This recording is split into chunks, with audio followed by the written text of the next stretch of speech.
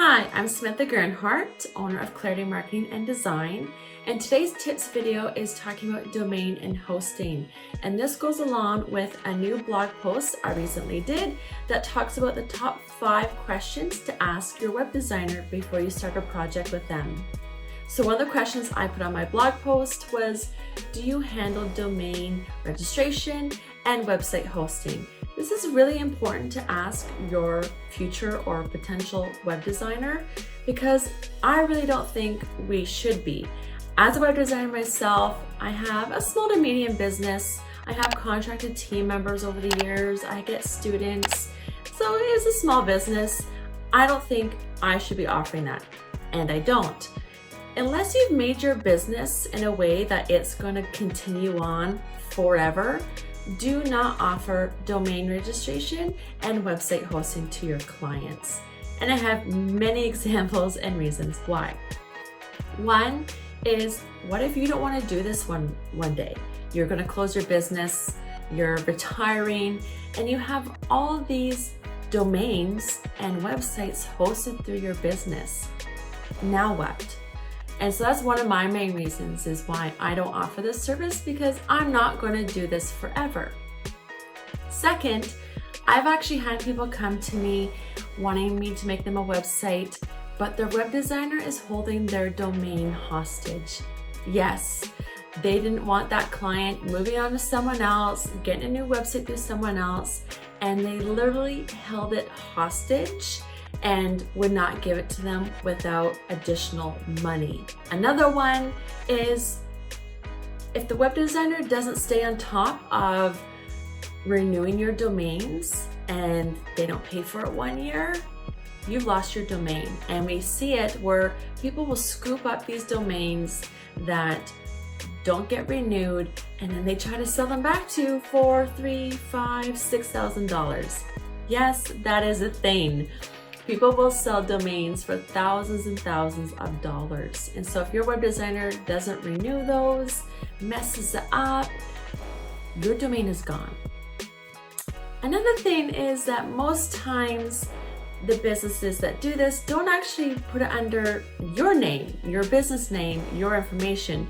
You don't even own your domain, because most times they will put it under their name, their business name. And so this web designer will have all these domains and things under their name and business name. It's really, really, really important that as a business owner, you are the owner of your domain. You have access, account logins, and control. And same with your hosting. You know where it's hosted, you have a login, and it is in your name, your business name, your contact info, and it's under your billing information. I've even seen some quotes from some really large web design agencies that will want you to switch over from where you're currently hosted with your website to them. I still don't recommend that. Keep it separate. That way, if anything ever changes with your web designer, you want to go with someone else, you don't have your domains and hosting and your emails and all those kind of things set up through your web designer. I will help people register domain, purchase hosting, set it all up, but I don't put any of that in my name. I will get the client over the phone, get their name, get their billing info, all that kind of stuff. So I could just set up the account, but the account is under their name, their info, and their credit card. Some people feel comfortable going and registering domain and purchasing their hosting, and some don't.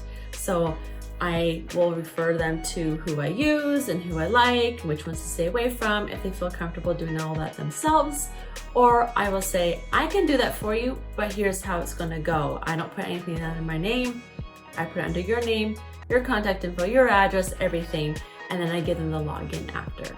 Another thing is most times when a web designer says they offer that service, it's actually just through a reseller.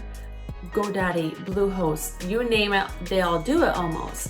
So even if I said, hey, I provide domain registration and web hosting, I actually don't. I would just be a reseller of GoDaddy or Bluehost or any of those kind of accounts. And most times the reason that web designers do this is because they get a little kickback. They make a little money off you. It's passive income. So they're not actually doing it right through them. They're just a reseller of someone else, and then everything's under them. So if you ever want to go somewhere else or they close up their business, you're in a really sticky situation. And as we know these days, we do not want to be messing around with our domains and our websites and having them shut down, having things lost, having things not renewed. It is a big deal.